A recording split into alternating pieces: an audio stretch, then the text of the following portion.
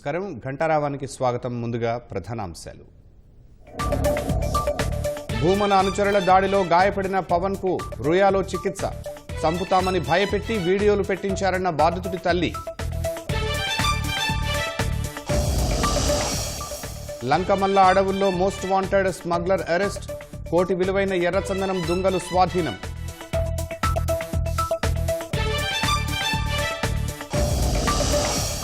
అనంతపురం జిల్లాలో భారీ వర్షాలు. బుగ్గ వద్ద తెగిపోయిన రోడ్డు, స్తంభించిన రాకపోకలు.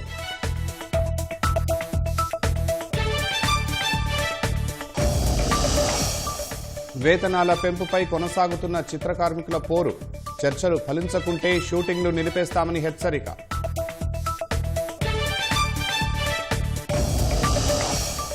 జమ్మూ కాశ్మీర్ కుల్గాంలో కొనసాగుతున్న ఉగ్రవేట. 2 ముష్కరుల కోసం నిర్బంధ తనిఖీలు.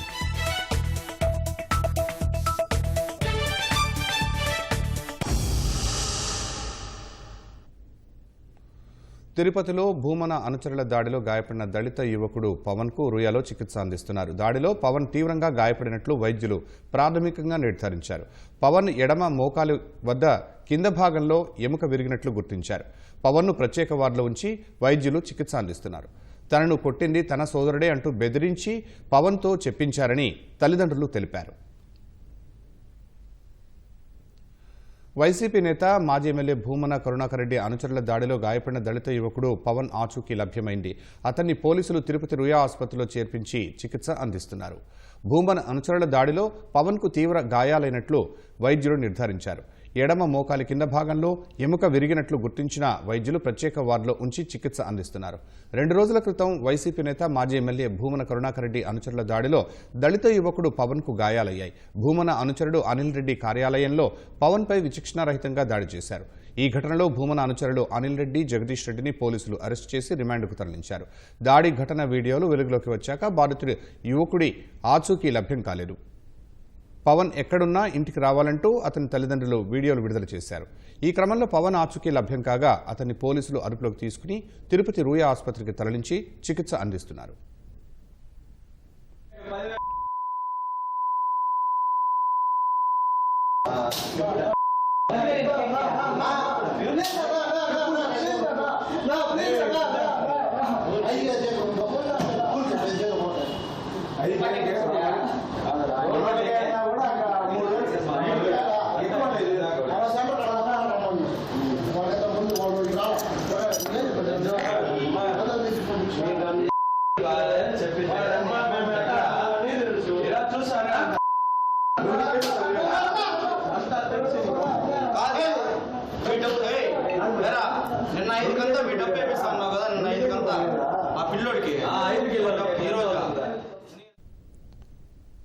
పవన్ ఆసుపత్రిలో ఉన్న విషయం తెలుసుకున్న తల్లిదండ్రులు, బంధువులు ఆసుపత్రి వద్దకు చేరుకున్నారు. ప్రస్తుతం పవన్ కు చికిత్స జరుగుతోందని, అతని శరీరం మొత్తంపైన గాయాలు ఉన్నాయని తల్లి సునీత వాపోయారు. కొట్టింది తన అన్నే అంటూ వీడియోలను సోషల్ మీడియాలో విడుదల చేయడంపై పవన్ ను ప్రశ్నించగా చంపుతామని భయపెట్టి వీడియోలు పెట్టించారని పవన్ చెప్పినట్లు అతని తల్లి తెలిపారు. వీడియోలు చేసినప్పుడు ఎక్కడ ఉన్నానో తెలియలేదని చెప్పాడన్నారు.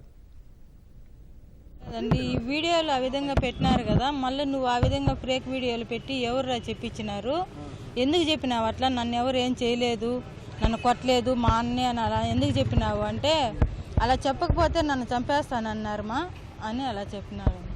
లోపల ట్రీట్మెంట్ జరుగుతూ ఉందండి. ఎవరు చెప్పించారనేది తెలియదండి, పేర్లు ఎవరివి చెప్పలేదు. అలా చెప్పకపోతే కొట్టి ఇంకా చంపేస్తామా అన్నారు, అందుకు భయపడి అలా చెప్పినానమా అని చెప్పినాడు అంతే. దెబ్బలు ఫుల్గా ఉన్నాయి, బాడీ మొత్తం దెబ్బలు అయితే ఫుల్గా ఉన్నాయి. పెద్దమ్మ కొడుకు, మా పెదనాయన కొడుకు మా అంటాడు, తోండ పుట్టిన మాదిరిగా ఒక గిన్నెలోనే అన్నం తిన్నామని చెప్తున్నావు కదా, ఆ వీడియోలు చేసినారు కదా. వీళ్ళు రిమాండ్లో ఉండి కూడా అతన్ని ఈ వీడియోలు చేపించి ట్రోల్ చేపిస్తున్నారు కదా. ఇవన్నీ ఎవరు చేపించినారు, ఎందుకు చెప్పినారు అని అడిగినాము. నన్ను వెనకుండి చెప్పించినారు, లేదంటే నిన్ను చంపేస్తామని బెదిరించినారు అని చెప్పినాడు. పేర్లు అయితే మాకు చెప్పలేదు, ఎక్కడున్నాను కూడా తెలియదు నాకు. ఆ వీడియో చేసినప్పుడు కూడా మళ్ళీ ఈ వీడియో పెట్టడం అట్లా జరిగింది అని చెప్పడం మాకు. నిన్న ఒంటిపైన దెబ్బలు, ఫుల్ దెబ్బలు. ఈ పక్క ఈ సైడ్ అంతా బాగా చెయ్యి పైన అంతా, మళ్ళీ కాళ్ళు, ఈ చేతులు కూడా బాగా, ఈ చేతుల పైన కూడా బాగా కొట్టినారు. ఇంత విశిష్టరహితంగా వాళ్ళు ప్రవర్తించకూడదు. ఏదైనా తప్పు ఉంటే కూడా పోలీసులకు అప్పగించి ఉంటే కూడా మేము బాధపడి ఉండేవాళ్ళము. లేదు తల్లిదండ్రుల దగ్గరికన్నా చేర్చి వాడు ఏదన్నా అప్పు చేసినా లేదా మోసం చేసినా మాకు వచ్చి చెప్పినా కూడా మేము చేయాల్సిన సెటిల్మెంట్ చేసి ఉండేవాళ్ళము. తిరుపతిలో దళిత బిడ్డ పవన్ను వేధించి బలవంతంగా వాంగ్మూలం ఇప్పించిన వైసీపీ నేతలు మానవ మృగాలని టీడీపీ నేత పట్టాభి అన్నారు. దళిత బిడ్డ పవన్పై దాడి చేసిన ప్రధాన నిందితులను ఇప్పటికే అరెస్టు చేశామన్నారు. దీనికి కారకులైన భూమన కరుణాకర్ రెడ్డి, అతని కుమారుడు అభినయ్ రెడ్డిని వదిలిపెట్టబోమన్నారు.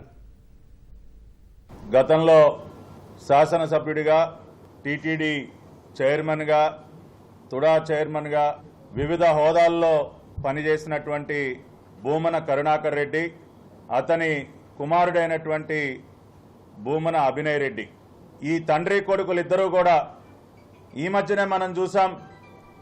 ఒక దళిత బిడ్డ పవన్ కిడ్నాప్ చేసి అతనిని భూమన అభినయ్ రెడ్డి ముఖ్య అనుచరులైనటువంటి అనిల్ రెడ్డి కానివ్వండి, జగ్గారెడ్డి కానివ్వండి, దినేష్ కానివ్వండి, వీరందరి చేత కిడ్నాప్ చేయించి ప్రపంచం మొత్తం కూడా నిర్ఘాంతపోయే విధంగా అతనిని చిత్రహింసలకి గురి చేసినటువంటి తీరు, వైఎస్ఆర్సీపీ డిఎన్ఏలోనే ఈ రకమైనటువంటి చేష్టలు చేయటం అనేది ఉన్నటువంటి పరిస్థితి కూడా మనం చూసాం. భూమన కరుణాకర్ రెడ్డి, అతని కొడుకు అభినయ్ రెడ్డి ఒక దళిత బిడ్డని చిత్రహింసలకు గురి చేయటమే కాకుండా ఎప్పుడైతే ఆ వీడియోలు బయటపడ్డాయో అతనిని బెదిరించి మళ్ళీ తిరిగి మా సోదరుడే నన్ను కొట్టాడు, ఇతరులు కొడుతుంటే చూడలేక తన సోదరుడే ఆ లాఠీ తీసుకుని కొట్టాడంట. అంటే మనిషి రూపంలో ఉన్నటువంటి మానవ మృగాలు వైసీపీకి చెందినటువంటి నాయకులని చెప్పడానికి ఇంతకంటే ప్రత్యక్ష ఉదాహరణ ఏం కావాలండి? ఈ కేసుకు సంబంధించి గౌరవ ముఖ్యమంత్రి చంద్రబాబు నాయుడు గారు, మా పార్టీ జాతీయ ప్రధాన కార్యదర్శి మంత్రివర్యులు నారా లోకేష్ గారు దీనిని చాలా తీవ్రంగా పరిగణించి పోలీసులకి గట్టి ఆదేశాలు ఇచ్చి ఆ బిడ్డని వారి కిడ్నాప్ చర్య నుంచి రక్షించడం జరిగింది. దీని వెనుకున్నటువంటి ప్రధాన ముద్దాయిలందరినీ కూడా ఇప్పటికే అరెస్ట్ చేయడం జరిగింది. వీరి వెనకుండి ఈ వ్యవహారాన్నంతా నడిపించినటువంటి కరుణాకర్ రెడ్డి, అతని కుమారుడైనటువంటి అభినయ్ రెడ్డిని కూడా వదిలిపెట్టే ప్రసక్తే లేదు. బెంగళూరులో 3 వందే భారత్ ఎక్స్ప్రెస్ రైళ్లను ప్రధాని మోదీ జెండా ఊపి ప్రారంభించారు. ఆ దృశ్యాలు ఇప్పుడు చూద్దాం.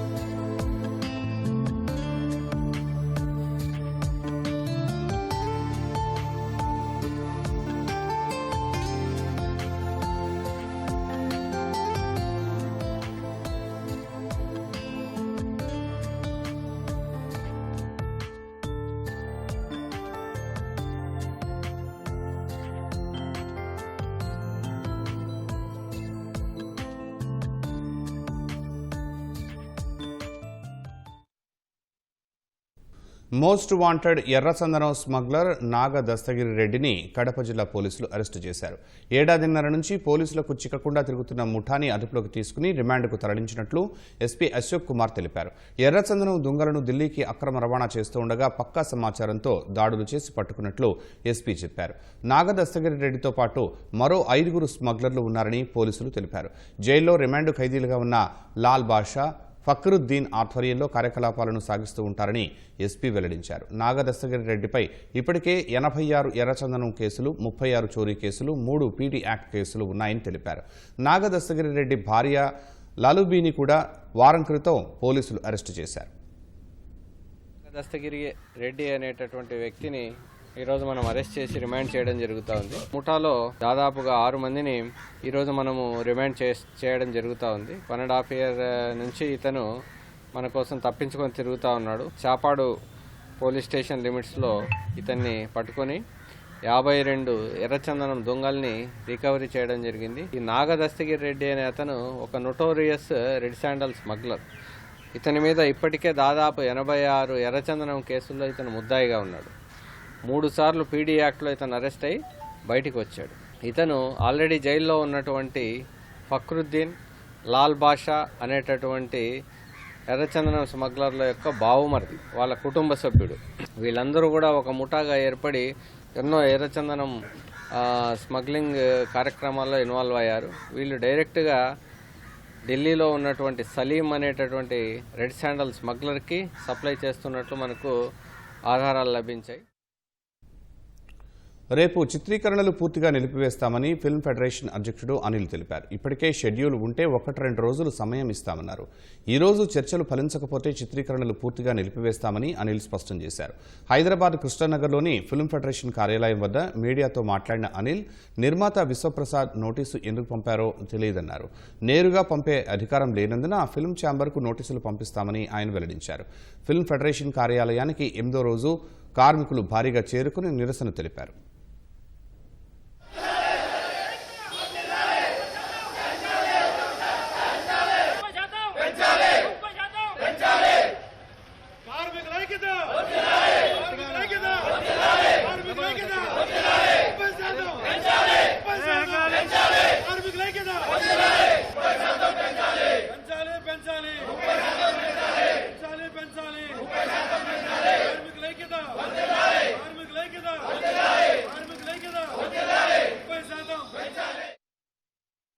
మేము పెంచేది ఓన్లీ 2,000 రూపాయలు, అంటే ఫస్ట్ 1,500 లోపు వాళ్ళకి మాత్రమే మేము వేతనాలు పెంచుతాము, ఆ పైన వాళ్ళకి ఎవరికి పెంచము అన్నారు. అంటే ఎవరికి పెంచడం అంటే ఏ యూనియన్ పెంచడం అని చెప్పేసి దాన్ని డీటెయిల్డ్గా అన్ని యూనియన్లతో మాట్లాడాము. అన్ని యూనియన్ల పేర్లతో సహా 2,000 లోపు ఉన్న 10 యూనియన్లు పెంచుతాం. కానీ ఆ పైన ఉన్న technician union, fighters union, dancers యూనియన్కి ఏ ఒక్క రూపాయి పెంచడం అన్నారు. అదేంటి యూనియన్ అంటే, ఫెడరేషన్ అంటే 24 యూనియన్లు ఉంటాయి. 24 యూనియన్లో 13 యూనియన్లు డైలీ వేజెస్ ఉంటాయి. వీళ్ళకి ఇట్లా ఇచ్చి వాళ్ళ ముగ్గురికి అసలు పెంచడం అనేది చాలా బాధాకరంగా ఉంది. వాళ్ళకి ఏం పెంచుతారో చెప్పండి అంటే వాళ్ళకి ఏమి పెంచం, మీరు ఉంటే ఉండండి, చేస్తే చేయండి, లేకపోతే లేదన్నట్టుగా మాట్లాడారు. అది ఇంకా బాధాకరంగా ఉంది. మేము ఒక్కటే అనేది, ఏదన్నా సరే ఛాంబర్తోనే పరిష్కారం చేసుకుందాం అనుకున్నారు అని మీరు అన్నారు, మేము అన్నాము. కాబట్టి ఆ ఛాంబర్లో పైకి మీడియా ముందు మాట్లాడింది ఒకటి, అక్కడ జరిగింది ఒకటి. కానీ ఏదన్నా సరే ఫెడరేషన్లో ఉన్న 24 యూనియన్లో 13 డైలీ వర్కర్స్ యూనియన్లో ఉన్న 3 యూనియన్లకు రూపాయి పెంచకుండా మిగతా 10 యూనియన్లకు తీసుకునే యొక్క అవసరం ఇక్కడ ఎవరికీ ఉండదు. ఉంటే అందరికీ, కార్మికులందరికీ సమానంగా పెట్టాలి. కానీ అదేమన్నా ఫైటర్స్, డాన్సర్స్ కానీ టెక్నీషియన్ ఏమైనా ఎక్కువ తక్కువ ఉన్నాయి అంటే వారి తర్వాత మాట్లాడదామని కూడా చెప్పారు. వారే చెప్పారు, ఆ యూనియన్ నాయకులే. అటువంటిది కూడా పరిగణలో తీసుకున్నాం. మేము రూపాయి కూడా పెంచాం, మీరు ఏం చేసుకుంటే చేసుకోపోండి అన్నట్టుగా మాట్లాడటం ఇంకా చాలా బాధాకరంగా ఉంది. మేము ఒక్కటే అనేది, ఏదున్నా సరే కార్మికులు ఐక్యంగా ఉంటారు. ఇప్పుడు దాకా మీరు ఇదే కార్మికులతో పని చేయించుకుని ఆ కార్మికులతో మాకేంటి పని అన్నట్టుగా ఒక 4 రోజులు అయితే వాళ్ళు పొట్టగాలితే వాళ్ళే వస్తారులే షూటింగ్కి, ఏంటి వాళ్ళు 4 రోజులు షూటింగ్ ఆపితే ఏం కాదు మనకి, వాళ్ళే మనం సచ్చినట్టు ఒప్పుకుంటారు అనే విధంగా మాట్లాడటం ఇంకా బాధాకరంగా ఉంది. ఇప్పుడు దాకా మాతోనే పని చేయించుకొని, మాతోనే చేయి కలుసుకొని, ఒకే కారులో ప్రయాణం చేస్తా, ఒకే టెంట్లో భోజనం చేసిన ఇటువంటి కార్మికుల గురించి అట్లా మాట్లాడటం ఇంకా బాధాకరంగా ఉంది. మేము ఒకటే అనేది, ఫైనల్గా మేము కోరేది ఒకటే, 24 యూనియన్లో ఉన్న 13 డైలీ వర్కర్స్ యూనియన్కి అందరికీ సమవేతనాలు పెంచాలి. ఏదైనా ఎక్కువ అనుకుంటే కనుక ఫస్ట్ ఒక పర్సెంటేజ్ డిక్లేర్ చేసిన తర్వాత వారితో ముగ్గురితో కూర్చొని ఎక్కడ ఎక్కువ ఉంది, ఎక్కడ తక్కువ ఉంది కూడా వారు కూడా సహకరిస్తున్నారు. కాబట్టి వారి యొక్క భాగస్వామ్యం చేసుకొని నిర్మాతకి ఇబ్బంది లేకుండా చేయడానికి మేము సిద్ధంగా ఉంటామని చెప్పి తెలియజేస్తున్నాం. కానీ ఏదేమైనా కార్మికుల్ని విడగొట్టడానికి ప్రయత్నం చేయొద్దని మీడియా పరంగా నిర్మాతలు కోరుతున్నాం. ఎల్లుండి లేబర్ కమిషనర్ ఆఫీస్కి నిర్మాతలు కూడా వస్తామని చెప్పారట, మమ్మల్ని కూడా రమ్మని చెప్పారు. మరి ఈలోపు ఇక్కడ ఛాంబర్లో పరిష్కారం చేసుకోండి అని చెప్పేసి లేబర్ కమిషనర్ గారు కూడా చెప్పడం జరిగింది. మరి ఈలోపు ఈ రోజు కానీ రేపు కానీ మేము ఇప్పుడు కూడా వారికి చెప్పేది ఒకటే, ఇప్పుడు ఛాంబర్ అధ్యక్షులు భరతభూషణ్ గారికి కానీ దామోదర్ ప్రసాద్ గారికి కానీ మేము ఒకటే చెప్పాము, ఆ 3 యూనిట్లకి ఏం పెంచుతారు కనుక మీరు ప్రకటిస్తే ఈ కార్యాచరణకి మీ వర్కర్స్ అందరినీ కూడా ఒప్పించేట్టుగా ప్రయత్నం చేసి అందరికీ న్యాయం చేస్తారని చెప్పాము. కాబట్టి ఒకరికి పెంచకుండా ఉంటాం అనేది చాలా తప్పు. అది వారి దగ్గర నుంచి ఏం కావాలన్నా మేము ఇవ్వడానికి సిద్ధంగా ఉన్నామని చెప్పాము. దాని ప్రకారం అయితే మేము చర్చలకు వెళ్తాం. రేపు షూటింగ్లు జరగవండి, ఏ షూటింగ్లు కూడా జరగవు. రేపు టోటల్గా ఆపేస్తాం. ఇంకా ఈ లోపు కనుక చర్చలు జరిగితే ఆ 30% ఇస్తారన్న వాళ్ళకి కూడా వెళ్తాం. లేకపోతే ఆల్రెడీ ఉన్న షెడ్యూల్ ఉంటే కనుక వారికి 1 రోజు 2 రోజులు టైం ఇస్తాము. ఇచ్చి మరి వాళ్ళకి కూడా సడన్ గా రేపు ఆల్రెడీ ప్రోగ్రామ్ చెప్పుకొని ఉంటారు కాబట్టి మేము పర్మిషన్ ఇచ్చాం కాబట్టి వారి షెడ్యూల్తో వారితో మాట్లాడి ఇంకా ఆ షూటింగ్ కూడా ఆపడానికి ప్రయత్నం చేస్తామండి. మొత్తం అన్ని ఆపేస్తాం. ఈ రోజు చర్చలు చూసి ఈ రోజు చర్చలకు ఏం కాకపోతే సంపూర్ణ బంద్ ప్రకటిస్తామండి. ఇంకా నిన్న మేము ఒకటే మాట్లాడామండి, నాకు ఆ విశ్వప్రసాద్ గారు మాకు నోటీస్ ఎందుకు పంపించారో మాకు తెలియదు. మేము ఏదున్నా ఛాంబర్కి మేము నోటీసులు పంపిస్తాం, ఛాంబర్ ద్వారానే మాట్లాడుతాం తప్ప మాకు డైరెక్ట్గా మాకు పంపడానికి ఎవరికి అధికారం ఉండదు. మేము ఏదున్నా ఛాంబర్తోనే మాట్లాడతాం. కాబట్టి అదిగాక వారు లీగల్గా కోర్టుకి వెళ్ళారు కాబట్టి ఆ కోర్టు జడ్జిమెంట్ వచ్చేంత వరకు కూడా మేము ఆ కంపెనీకి కానీ ఆ విధులకు కానీ వారి యొక్క షూటింగ్లకు కానీ మేమైతే హాజరు కావాలని చెప్పి తెలియజేస్తున్నాం. వైసీపీ హయాంలో ఆడుదాం ఆంధ్రాలో జరిగిన స్కామ్పై విచారణ పూర్తయింది. డీజీపీకి ఇవాళ రేపో విజిలెన్స్ విభాగం నివేదిక సమర్పించనుంది. ఆడుదాం ఆంధ్రాలో జరిగిన అవకతవకలు, నిధుల దుర్వినియోగం మూలాలను వెలికితీసినట్లు సమాచారం. నివేదికలో అంశాల ఆధారంగా ప్రభుత్వం బాధ్యులపై చర్యలు తీసుకోనుంది. 119 కోట్ల రూపాయలతో వైసీపీ ప్రభుత్వం చేపట్టిన ఆడుదాం ఆంధ్ర కార్యక్రమంలో భారీగా అవినీతి చోటు చేసుకుందని ఆరోపణలు ఉన్నాయి. పరికరాల కొనుగోళ్లు, ముగింపు ఉత్సవాల పేరిట భారీగా దోచుకున్నారన్న ఆరోపణలు వెల్లువెత్తాయి. ఈ అవినీతిపై విచారణ చేయాలన్న ప్రభుత్వ ఆదేశాలతో విజిలెన్స్ విభాగం దర్యాప్తు చేసింది. విచారణ పూర్తి చేసిన విజిలెన్స్ విభాగం ఆ నివేదికను త్వరలో ప్రభుత్వానికి అందజేయనుంది. సింహాచలం నరసింహస్వామివారి దేవాలయంలో ఆభరణాల తనిఖీలు నిర్వహించారు. అప్పన్న ఆభరణాలకు సంబంధించి అవకతవకలు జరిగాయని కడప జిల్లాకు చెందిన సామాజిక కార్యకర్త విశాఖ జిల్లా కలెక్టర్కు ఫిర్యాదు చేశారు. ఈ మేరకు దేవాదాయ శాఖ ప్రాంతీయ సంయుక్త కమిషనర్ 5 సభ్యులతో కమిటీని నియమించారు. ఆలయ భాండాగారంలో స్వామివారికి సంబంధించిన బంగారం, వెండి ఆభరణాలను 5 సభ్యుల కమిటీ తనిఖీ చేసింది. ఎలాంటి పొరపాటు జరగలేదని కమిటీ స్పష్టం చేసింది. ఆలయ ప్రాంగణంలోని మ్యూజియం, అర్చకుల వద్ద ఉండే అలంకరణ ఆభరణాలను కూడా తనిఖీ చేస్తామని కమిటీ తెలిపింది. మరో 2-3 రోజులు ఈ ప్రక్రియ కొనసాగుతుందని వెల్లడించారు. అనంతపురం జిల్లా తాడిపత్రి మండలంలో శనివారం రాత్రి భారీ వర్షం కురిసింది. బుగ్గా గ్రామం వద్ద రాత్రి కురిసిన భారీ వర్షానికి పాత రోడ్డు తెగిపోవడంతో నిర్మాణంలో ఉన్న జాతీయ రహదారిపై వెళుతున్న లారీ ఇరుక్కుపోయింది.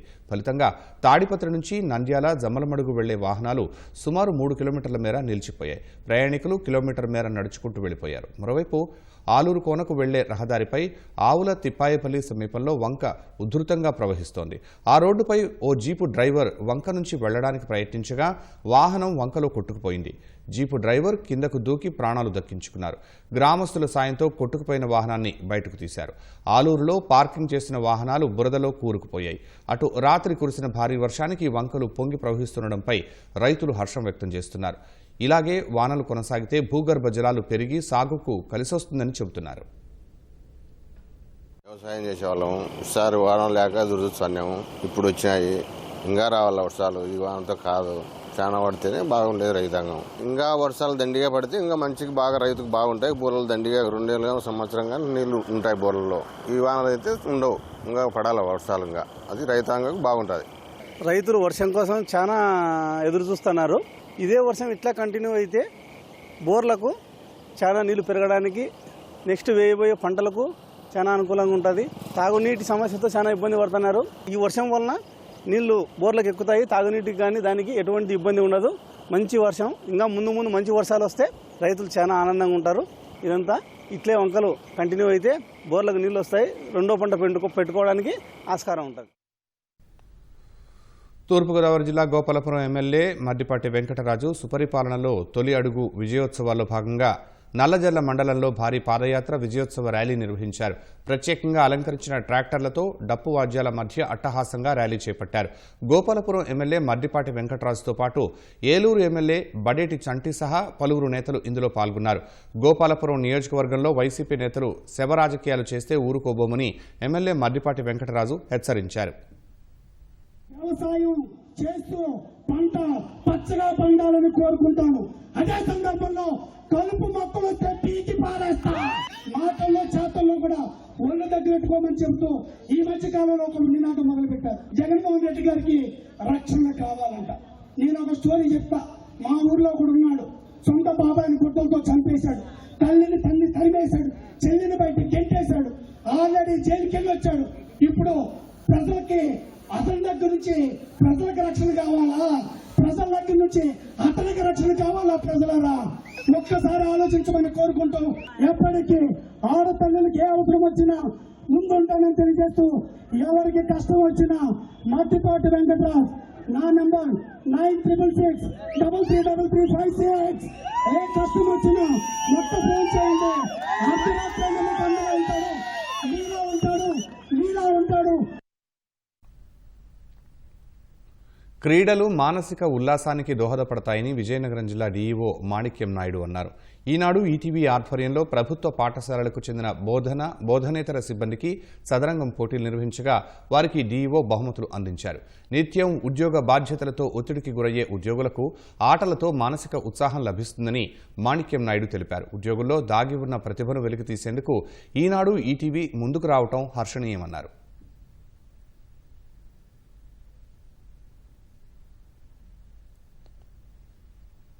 అమెరికా టెక్సాస్లోని ఫ్రిస్కో నగరంలో ప్రముఖ కార్యసిద్ధి హనుమాన్ ఆలయంలో వెంకటేశ్వర స్వామి విగ్రహ ప్రతిష్ఠ కార్యక్రమం ఘనంగా జరిగింది. గణపతి సచ్చిదానంద స్వామీజీ ఆధ్వర్యంలో పూజా కార్యక్రమాలు నిర్వహించారు. ఇప్పటికే ప్రాచుర్యం పొందిన ఈ ఆలయానికి వేలాదిగా భక్తులు తరలి వస్తూ ఉంటారు.